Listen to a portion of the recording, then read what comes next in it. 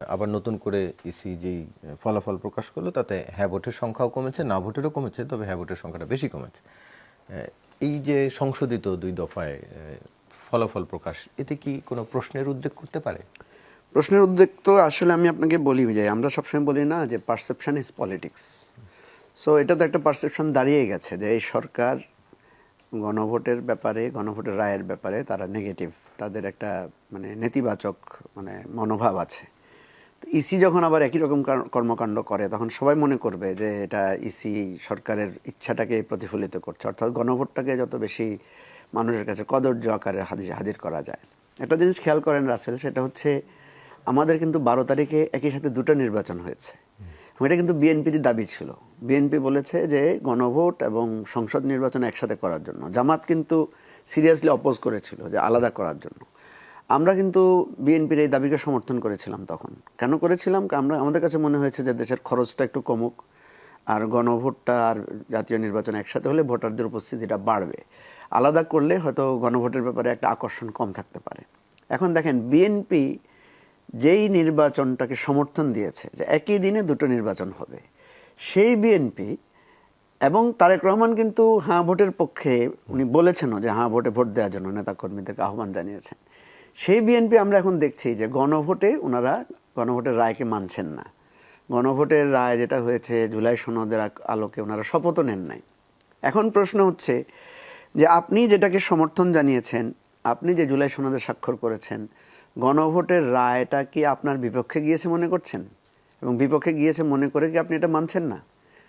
এবং আমরা তো দেখেছি বিএনপির প্রচুর পরিমাণে এভিডেন্স পাওয়া যাচ্ছে যে তারা গণভোটে না ভোট দেওয়ার জন্য তারা নানাভাবে করে। এবং আমি একটা ডাটা পেয়েছি, এটা সত্য কি মিথ্যা আমি যাচাই করতে পারি না, যে 14টা আসনে বিএনপি জিতেছে, এমন 14টা আসনে সেখানে না ভোট বিজয়ী হয়েছে, না ভোট বেশি ছিল।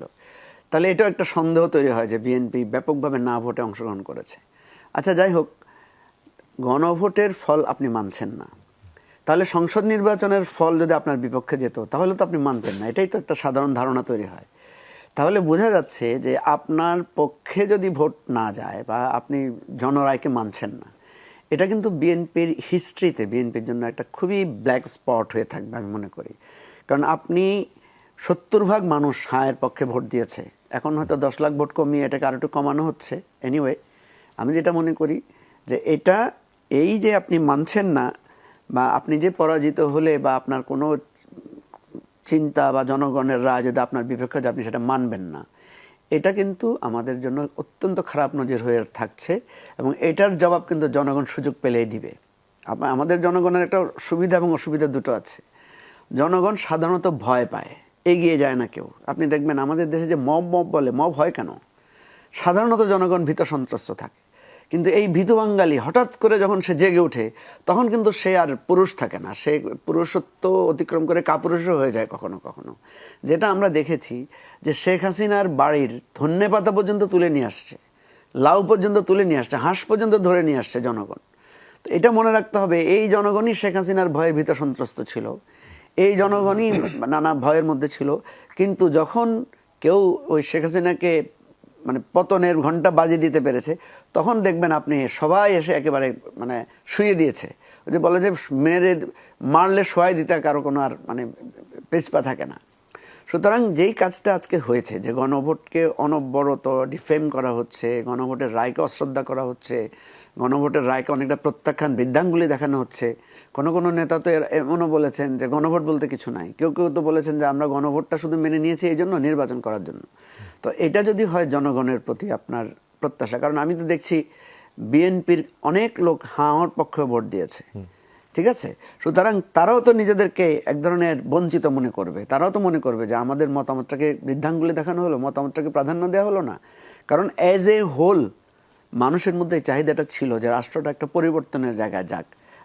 আপনি সাধারণভাবে জিজ্ঞেস করেন যে প্রধানমন্ত্রী পরপর 2বার বা 10 বছরের বেশি থাকুক, সাধারণ জনগণ সবাই বলবে যে হ্যাঁ আমরা এটা চাই। একই ব্যক্তি দলের প্রধানমন্ত্রী না হোক, আপনি জনমত নিয়ে দেখেন, মানুষ এটার পক্ষে যে একই ব্যক্তি 2 পদে থাকতে পারবেন না।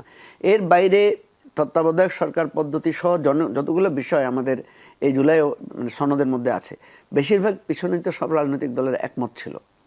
সুতরাং আমি যেটা মনে করি যে গণভোটের বিষয়টা এখনও বিএনপি রিভিউ করে গণভোটের রায়টা মেনে জুলাই সনদের পক্ষে থাকুক, আদারওয়াইজ এটা কিন্তু স্থায়ী সংকট তৈরি করবে। মঞ্জুবের কাছ থেকে জানি, আপনি ভোটের দিন কেন্দ্র পরিদর্শনের পর বলছিলেন যে বিএনপির নেতাকর্মীরা অসহিষ্ণু হয়ে উঠছে। 13 দিন পরে আপনার মূল্যায়ন কি, মানে অসহিষ্ণুতা কমেছে? ধন্যবাদ রাসেল। স্বামী আপা আছেন, সামিনা আপা মনে হয় অনলাইনে আছেন, দর্শকবৃন্দকে শুভেচ্ছা। দেখেন, আমাদের দেশে বিজয়ী পক্ষ অসহিষ্ণুতা দেখায়, পরাজিত পক্ষের উপরে আপনার ত্রাস ভয়ভীতি প্রদর্শন করে। এটা অনেকটা অতীত যুগে যুদ্ধে যেমন হতো আর কি। যুদ্ধে যারা জয়ী হয় তারা সব কিছু দখল করে নেয়, আর পরাজিতদের উপরে তারা নিপীড়ন চালায় বা তাদেরকে দাস বানিয়ে ফেলে। এটা ছিল অতীতের যুদ্ধের প্রবণতা। আমরা এবারে নির্বাচনেও দেখলাম যে অতীতের নির্বাচনে যেটা হয়েছে, যে পরাজিত পক্ষের উপর আপনার মনে থাকার কথা যে আওয়ামী লীগ আমলে বিএনপির একজন মহিলাকে, নারীকে, সম্ভবত নোয়াখালীর সুবর্ণচরে একজন অন্তঃসত্ত্বা নারীর উপরে পাশবিক নির্যাতন চালানো হয়েছিল। ঠিক এবারেও একইভাবে একই রকম অভিযোগ হাতিয়া সহ, সেও নোয়াখালীতে, হাতিয়াতেও একই রকম অভিযোগ পাওয়া গেছে। আমাদের ফেনীতে তো একজন মহিলাকে ডিভোর্স দেওয়া হয়েছে যে ভোটের নানা হিসাব নিয়ে। তো এখন কথা হচ্ছে যে এই জিনিসটা থেকে আমরা বিরত হতে পারলাম না কেন? যেমন আমি আমার নিজের কনস্টিটিউয়েন্সির কথা বলি। আমার কনস্টিটিউয়েন্সিতে আমি পরাজিত হওয়ার পরে আমি চাইলাম যে আমার যারা কাজ করেছেন তাদেরকে নিয়ে আমি একটা সভার আয়োজন করব, যে তাদেরকে একটু সমবেদনা দেওয়ার জন্য, তাদের সাথে সান্ত্বনা দেওয়ার জন্য। আমি যখন মিটিং ডাকতে গেলাম তখন আমাকে বিভিন্ন জায়গা থেকে জানা হলো যে তা সবাই ভয়ভীতির মধ্যে আছে, অনেক মিটিং এখন ডাকলে সফল হবে না। এই যে পরাজিত পক্ষ ভীত সন্ত্রস্ত থাকা, আরে ভাই আপনি তো জিতে গেছেন। আমাদের এই সমস্যাটা হচ্ছে আমি জিতে গেছি যেখানে কেন্দ্রীয়ভাবে বলা হচ্ছে বিজয় মিছিল করা যাবে না, কোনো ধরনের আক্রমণ, কোনো ধরনের প্রতিশোধ স্প্রিয়া রাখা যাবে না, সেখানে নিচের দিকে আমরা উল্টোটা দেখছি। যেখানে প্রধানমন্ত্রী বিরোধী দলের নেতার বাসায় যাচ্ছেন, অন্যান্য নেতাদের বাসায় যাচ্ছেন, বা যারা বিজয়ী হয়েছেন তারা প্রার্থীদের, পরাজিত প্রার্থীদেরকে ফুল দিয়ে বা মিষ্টি মুখ করে শুভেচ্ছা জানাচ্ছেন, কিন্তু তৃণমূলে ঘটছে পুরো উল্টোটা। তৃণমূলে বলছে তুমি এতদিন কেন অমুক আমার বিপক্ষে ভোট দাঁড়াইছো, দাঁড়াও তোমাকে দেখে নিচ্ছি। আমার কনস্টিটিউয়েন্সিতে তো আমার প্রধান নির্বাচন পরিচালককে আঘাত করা হয়েছে, হামলা করা হয়েছে, ওনার গাড়ি ভেঙে চুরমার করে দেওয়া হয়েছে। আমি কালকে বিএনপি নেতাদেরকে ওইটা বলেছি, আপনারা তো বহিষ্কার করেন নাই, যারা করেছে এগুলো তো ভিডিও ফুটেজ আছে। এবং বিএনপি নেতারা কিন্তু ওই আমার আহত ওই নেতাকে দেখতেও গিয়েছেন। তো দেখতে গেলেন, সমবেদনা জানালেন, কিন্তু কোনো কার্যকর ব্যবস্থা নিলেন না, কারো বিরুদ্ধে ব্যবস্থাও নিলেন না, গ্রেফতারও করা হলো না। আমরা তো মামলাও করেছি। এখন প্রসঙ্গ যেটা দাঁড়াচ্ছে সেটা হচ্ছে, একটা সময় মানুষ ভাববে যে উপরের দিকে যেটা দেখানো হচ্ছে এটা হচ্ছে একটা মানে সম্প্রীতির বার্তা বা একটা লৌকিক জায়গা, কিন্তু ভিতরে ভিতরে যেটা হচ্ছে সেটা মানে আসলে বাস্তবিক না। যেটা আপনি এখন বললেন পাবনার চাটমোহরে যেটা হয়েছে, জামাতের সম্ভবত হাবিবুর রহমান নামে একজন নেতা, উনি তার টেন্ডার শিডিউল ড্রপ করতে গিয়েছেন। তো so what, tender schedule drop করা কি নিষিদ্ধ? সেখানে কেন আপনি হামলা করবেন? হামলা করেছেন, আহত করেছেন, এবং এটা নিয়ে আজকে ন্যাশনাল নিউজ হয়েছে। এখন সাম্য আপা যেটা বললেন যে এটা ওনারা চেষ্টা করছেন, তো চেষ্টা করছেন, আপনি ক্ষমতায়, আপনার চেষ্টা সফল হচ্ছে না, আপনার কাছে তো এখন দলীয় শক্তিও আছে, সরকারি ক্ষমতাও আপনার হাতে আছে, তাহলে আপনার কোন চেষ্টা আপনাকে তাকে বহিষ্কার করা বা তাকে গ্রেফতার করা থেকে বাঁচিয়ে রাখছে? এখন তো আপনি আরও বেশি কঠোর হওয়ার কথা। আচ্ছা, আরেকটা ইন্টারেস্টিং ঘটনা আপনাকে বলি। কবি মোহন রায়হানকে 21 পদকের জন্য মানে সব কিছু করা হয়েছে, ঘোষণা দেওয়া হয়েছে, এসএসএফ এর যেই ডামি প্র্যাকটিস সেটাও করা হয়েছে, কিন্তু আমরা দেখলাম যে ওনাকে পুরস্কারটা দেওয়া হয় নাই শেষ মুহূর্তে গিয়ে। কেন দেওয়া হয় নাই? উনি কর্নেল তাহেরের পক্ষে একটা কবিতা লিখেছিলেন। তো এখন আমরা এই যে রাজনীতিতে পুরানো প্র্যাকটিস, যে কে আপনার সম্পর্কে কি বলেছে, অথচ দেখেন, আপনি যদি দেখেন এই যে সরকারের 2জন মন্ত্রী বা বিভিন্ন এমপি হয়েছেন যারা, তারা কিন্তু যেমন ধরেন নুরুল হক নূর, যেমন ধরেন ববি হাজ্জাজ, এদের কিন্তু প্রচুর বক্তব্য আছে বিএনপির বিরুদ্ধে। খালেদা জিয়াকে ডিফেম করে, তারেক রহমানের বিরুদ্ধে অনেক বক্তব্য আছে।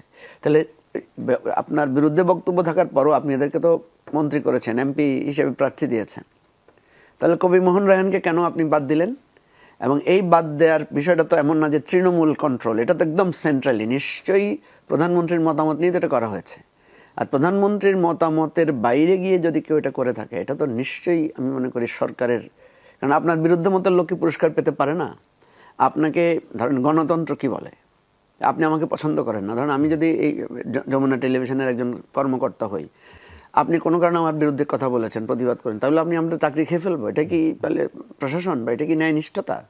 তাহলে এখানে দেখা যাচ্ছে যে আসলে ন্যায় নিষ্ঠার কথা আমরা যা বলছি সেটা একটা কাগজে জায়গায় থেকে যাচ্ছে, ইমপ্লিমেন্টেশনের জায়গায় হচ্ছে না। এই যে বাংলাদেশ ব্যাংকের গভর্নরকে প্রত্যাহার করা, বাংলাদেশ ব্যাংকের গভর্নরকে একটা সুন্দরভাবে রিসেপশন দেওয়া যেত না, ফেয়ারওয়েল দেওয়া যেত না? অসুবিধা কি?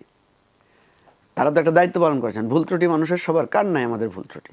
আপনি যদি আমাকে ফেয়ারওয়েল না দেন, আপনি দেখেন আইসিটি থেকে অ্যাডভোকেট তাজুল ইসলামকে প্রত্যাহার করা হয়েছে, কি অপরাধ ওনার?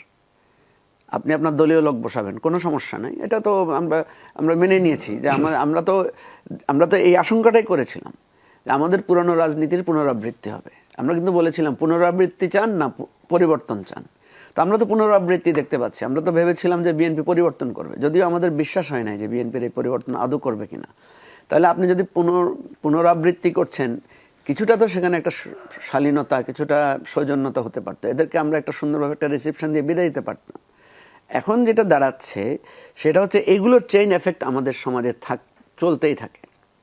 তো ফলে তারেক রহমানকে আমি অ্যাপারেন্টলি দেখতে পাচ্ছি ওনার মধ্যে অনেক নতুনত্ব আছে। উনি অনেক সিম্পল চলাফেরা করছেন, উনি গাড়ি বাদ দিয়ে নিজের গাড়িতে চড়ছেন, উনি হেঁটে সচিবালয়ে যাচ্ছেন।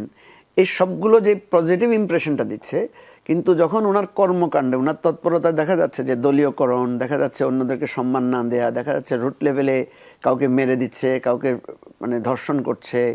এবং আপনি দেখবেন যে গত কয়েকদিনে কিন্তু শিশু ধর্ষণের ঘটনাও ঘটেছে বেশ কয়েকটা। তো এগুলো কিন্তু দায় কিন্তু সরকারের কাঁধে আসবে, এবং এটা কিন্তু খুব বেশি ইম্প্যাক্ট পড়বে না আপনি যত ফ্যামিলি কার্ড দেন। যেমন দেখেন আজকে যে গণভোটের বিষয়টা আসছে, হ্যাঁ, দেখেন বিএনপি, আমরা যখন ঐকমত্য কমিশনে ছিলাম সেখানে তো 2টা ইলেকশন একসাথে হওয়ার কথা হয়েছে।